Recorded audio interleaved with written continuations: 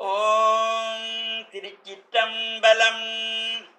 இடறினும் தளரினும் எனதொடு நோய் தொடரின மூன கடல் தொழில் தெழிவேன்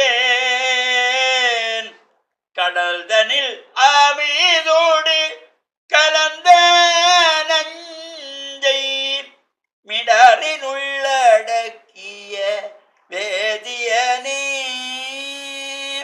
இதுவோ எமையாழுமாறு ஈவதொன்றமர்க்கில்லையே, அதுவோ உனதின் அருள் ஆவடி துறை அரணே. திருச்சிற்றம்பலம். மேன்மைகள் சைவநீதி விளங்குக உலகமெல்லாம். நோயற்ற வாழ்வே குறைவற்ற செல்வம். அந்த நோய் நொடிகள் இல்லாத வாழ்வு இந்த உலக மக்கள் எல்லோரும் வாழ வேண்டும் என்று கலியுகத்தின் காந்தமலை ஜோதியாகிய சபரிமலை சுவாமி ஐயப்பனுடைய திருவடிகளையும், கலியுகத்தின் தெய்வமாக போற்றுகின்ற அலங்கார கந்தனாம் நல்லூர் கந்த பெருமானுடைய திருவடிகளையும் சிறந்தாழ்த்தி, டான் தமிழொலி ஓம் தொலைக்காட்சி நேயர்கள் அனைவருக்கும் சர்வதேச இந்து மத குருபீடம் அகில இலங்கை சபரிமலை ஸ்ரீ சாஸ்தா பீடத்தின் சார்பில் இனிய வணக்கங்களும் நல்லாசிகளும். இன்றும் மங்களகரமான பராபவ வருஷம் ஆவணி மாதம் 8ஆம் நாள் 25/8/2026 செவ்வாய்க்கிழமை. இன்று ஆவணி மாதம் பிறந்து 8வது நாள். கடந்த செவ்வாய்க்கிழமை ஆவணி மாதம் பிறப்பு.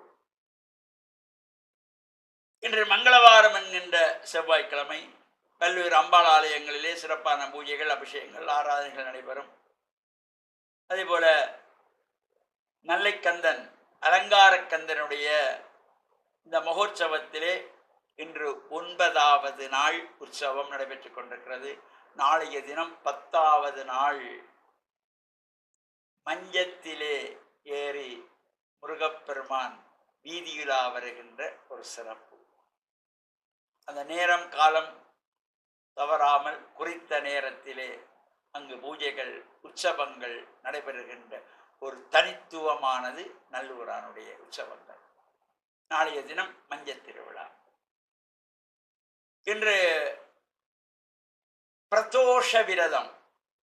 சாயங்கால வேளையிலே இந்த பிரதோஷ காலத்திலே சிவன் ஆலயங்களிலே, சிவன் சன்னிதானங்களிலே நந்தியம்பெருமானுக்கு சிறப்பான அபிஷேகம், பூஜைகள், வழிபாடுகள், ஆராதனைகள் நடைபெற்று பிரதோஷ உற்சவங்கள் நடைபெறும்.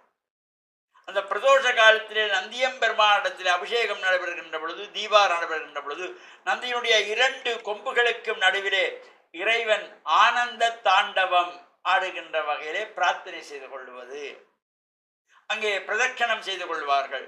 ஏனைய காலங்களைப் போல் ஆலயத்தை சுற்றி வருவதல்ல. நந்தியம்பெருமானத்திலிருந்து ஆரம்பித்து வலமாக வந்து கோமுகை வரை வந்து மீண்டும் திரும்ப நந்தியம்பெருமானத்தை வந்து மீண்டும் கோமுகை என்று வலமும் இடமுமாக சோமசூத்திர பிரதட்சணம் என்கின்ற வகையில இந்த வழிபாடு. இந்த சோமசூத்திர பிரதட்சணம் என்ற வழிபாடு எதற்காக அவ்வாறு செய்யப்படுகிறது என்றால், அமிர்தத்தை பெறுவதற்காக தேவர்களும் அசுரர்களும் திருப்பால் கடலை கடைந்த பொழுது அங்கே அமிர்தத்துக்கு பதிலாக ஆழகால விஷம் தோன்றியது. செய்வதறியாத தேவர்கள் இதனை சிவனிடத்திலே தெரிவிக்க வேண்டும் என்று வலது பக்கமாக ஓடி வர, அந்த பக்கமும் ஆழகால விஷம் திரண்டு வருகிறது என்றதும் மறுபக்கம் ஓடினார்கள் இடது பக்கமாக. அவ்வாறு அங்கும் இங்கும் ஓடி அலைந்ததை நினைவுபடுத்துகின்ற வகையில் தான் இந்த சோமசூத்திர பிரதட்சணம் வலப்பக்கமாகவும் இடப்பக்கமாகவும் வலப்பக்கமாகவும் இடப்பக்கமாகவும் சென்று வழிபாடு செய்கின்ற சிறப்போடு கூடியது. இந்த பிரதோஷ கால விரத பூஜை வழிபாடுகளிலும் அனைவரும் கலந்து இறையருளையும் பூர்ணமாக பெறுகின்ற வகையிலே அந்த உற்சவங்களிலே கலந்து கொள்வது. இறைவன் வீதி வலம் பெறுகின்ற பொழுது சிவபுராணத்தை பாராயணம் செய்து கொள்ளலாம், லிங்காஷ்டகத்தை பாராயணம் செய்து கொள்ளலாம், தேவார திருமுறைகளை பாராயணம் செய்து கொள்ளலாம். அதே போல மங்கள வாத்தியங்கள், சங்கநாதங்கள், செகண்டி போன்ற இசை வாத்தியங்களோடு கூட இறைவனை பிரதட்சணமாக வந்து இறைவனையும் பூர்ணமாக பெறுகின்ற வகையிலும் காப்பரிசி நிவேதனமாக வைத்து வழிபாடு செய்வார்கள்.